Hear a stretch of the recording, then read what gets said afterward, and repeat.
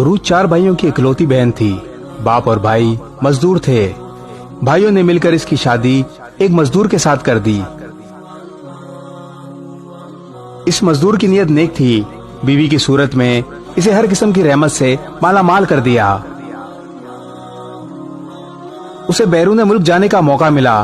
कदम मजबूत होते ही इसने अपनी बीवी को भी अपने पास बुला लिया। गरीब की बेटी खुशहाल हो चुकी थी। अब इसकी जिंदगी का हर दिन यौम ईद था और हर रात शब बारात थी। मगर इस आलम में भी अरूज अपने वालिद और भाइयों को भूली नहीं थी। परदेश में 2 बरस गुजर चुके थे। एक दिन उरूज को अपने वालिद और भाइयों की याद ने बहुत तड़पा दिया। शौहर ने ख्वाहिश का एहतराम करते हुए वतन वापस लौटने का इंतजाम किया। उरूज ने अपनी वापसी की इतला किसी को नहीं दी थी।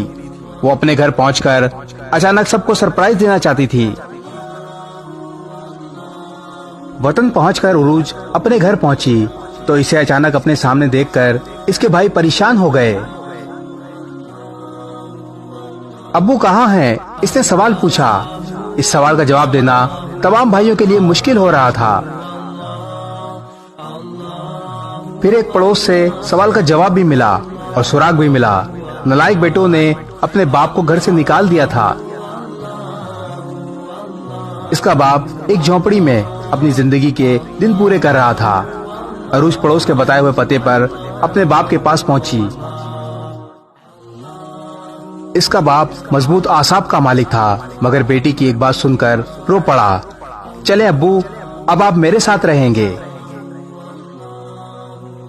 रोते रोते इसने अपनी बेटी का हाथ थाम लिया और बोला, मैंने अपनी सारी जिंदगी का मुकाबला करते हुए गुजार दी। जिंदगी में बस 2 बार रोया हूँ। एक बार तब जब तुम पैदा हुई थी तो मैं शर्मिंदगी के एहसास से रोया था, और दूसरी बार आज जब तुमने मुझे सहारा देने की बात की है। बाप की बात सुनकर बेटी भी फूट फूट कर रोने लगी। एक बात पर यकीन कर लें, औरत सरापाए रहमत है। माँ की सूरत में, बीवी की सूरत में, बहन की सूरत में और कभी बेटी की सूरत में। बेटियां भी उन्हीं लोगों को नसीब होती हैं जिनसे अल्लाह ताला बहुत खुश होता है। रहमत तो बस रहमत होती है, फिर चाहे कोई इसकी कदर करे या ना करे। इस वीडियो को शेयर जरूर करें। हो सकता है